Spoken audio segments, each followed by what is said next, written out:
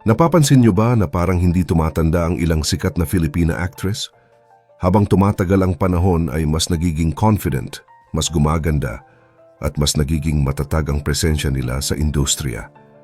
Kaya sa video na ito, aalamin natin kung ilang taon na nga ba ang ilan sa pinakasikat na Filipina actresses ngayon at bakit mahalagang pag-usapan hindi lang ang edad nila, kundi ang kwento sa likod ng bawat yugto ng buhay nila.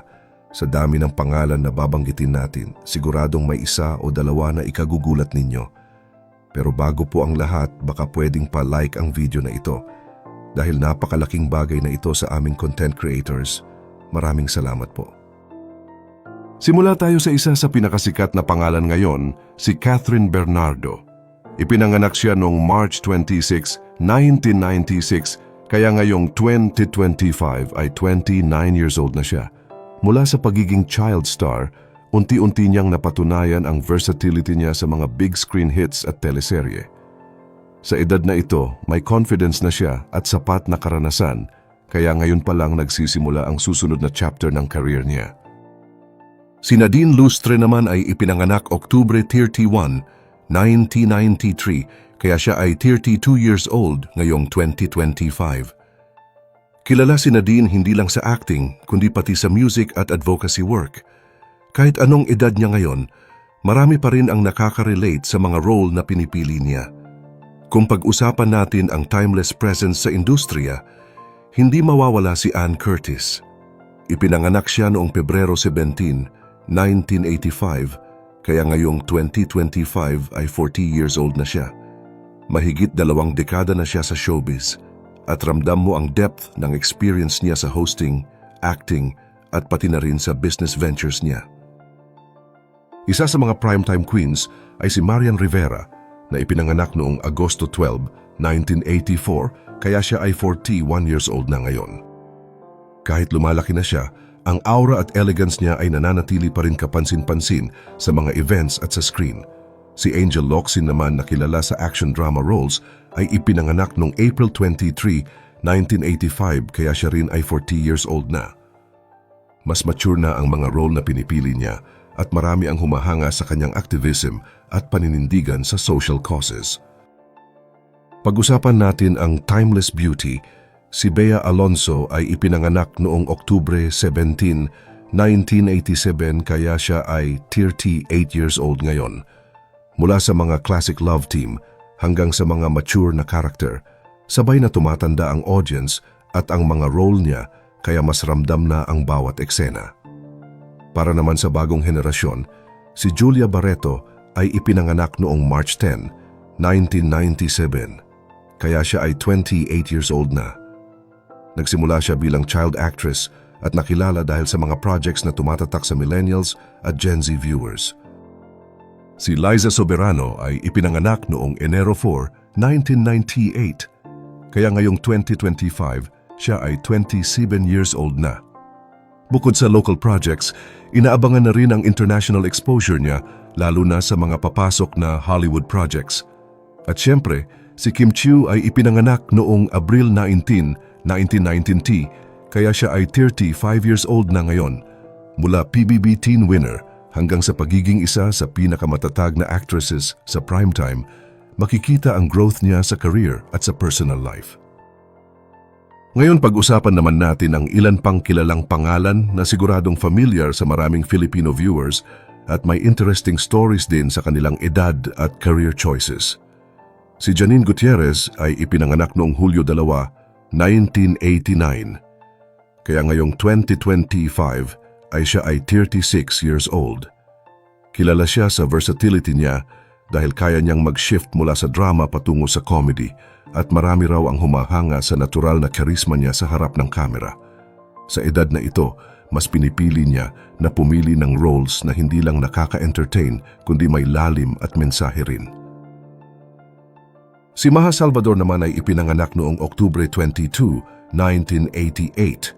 Kaya siya ay 37 years old na.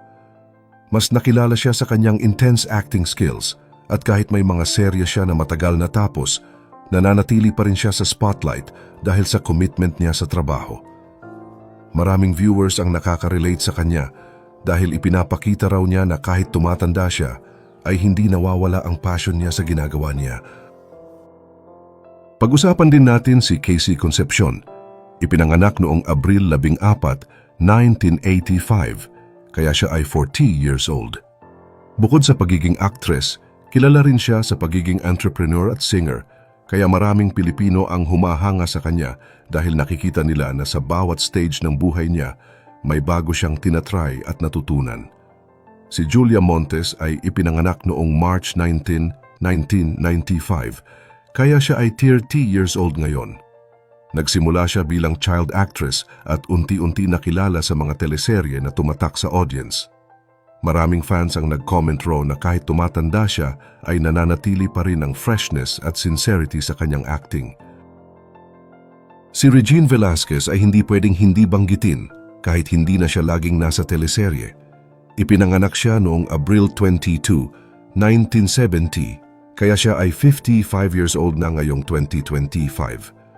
Kahit ganito na ang edad niya, marami pa rin ang humahanga sa energy at dedication niya sa music at sa showbiz. Ito ay patunay na ang edad ay hindi hadlang para patuloy na ma-inspire ang tao at maging relevant sa industriya. Si Jenilyn Mercado ay ipinanganak noong Mayo 15, 1987, kaya siya ay 38 years old na. Kilala siya dahil sa kanyang versatility at pagiging relatable sa maraming audience. At sabi raw ng iba, mas nagiging mature at mas confident siya sa mga roles na pinipili niya ngayon kumpara noong nagsimula siya. Si Erich Gonzalez naman ay ipinanganak noong Setyembre 20, 1990, kaya siya ay 35 years old ngayon.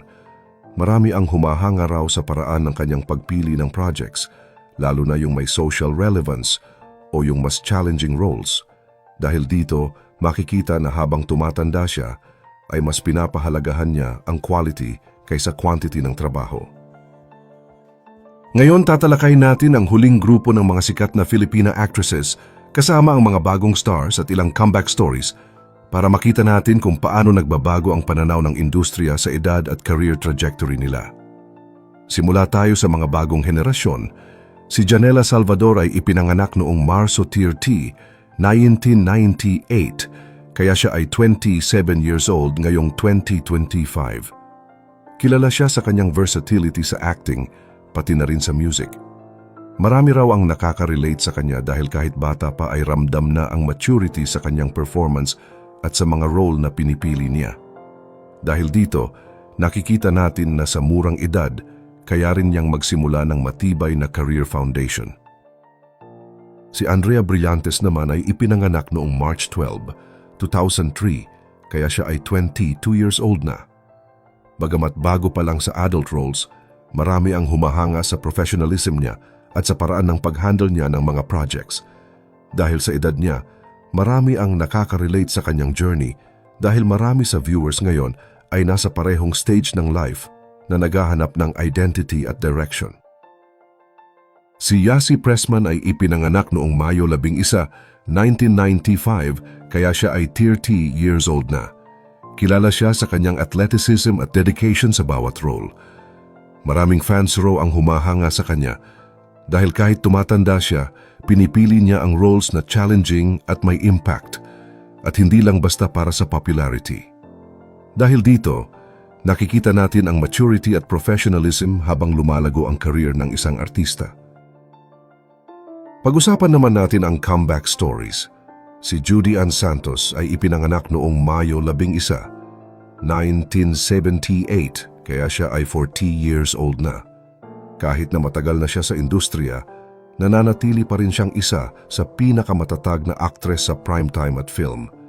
Marami ang humahanga raw sa kanya dahil sa consistency at dedication niya sa trabaho. Dahil sa edad niya, mas malinaw na sa kanya ang type ng roles na gusto niyang gawin at nakikita rin ng viewers ang evolution ng kanyang career. Si Claudine Barreto ay ipinanganak noong Hulyo 20, 1979, kaya siya ay 46 years old na ngayon. Bagamat may mga panahon na nag-step back siya sa industriya, bumalik pa rin siya at pinakita na kaya niyang makipagsabayan sa mga bagong henerasyon. Maraming fans ang nakaka-relate raw sa comeback niya Dahil parang sila rin ay may mga pagkakataon sa buhay na kailangang bumangon at ipakita ang pinakamahusay na bersyon ng kanilang sarili. Si Sarah Geronimo naman ay ipinanganak noong Hulyo 25, 1988, kaya siya ay 37 years old na. Kilala siya hindi lang sa kanyang singing career, kundi pati na rin sa acting at hosting. Maraming Pilipino ang humahanga sa kanya dahil sa work ethic niya at sa patuloy na pag-evolve sa kanyang craft. Dahil dito, nakikita natin na kahit may edad na, ay posible pa rin ang growth at reinvention sa showbiz. Kung titingnan natin ang kabuuan ng huling grupo, makikita natin na hindi lang edad ang nagde-determine ng relevance sa industriya. Ang importante ay kung paano nila ginagamit ang kanilang experience, maturity, at perspective para mag-deliver ng mahusay na performance. Marami raw sa audience ang nakaka-relate dito dahil sa sarili nilang buhay kung saan may mga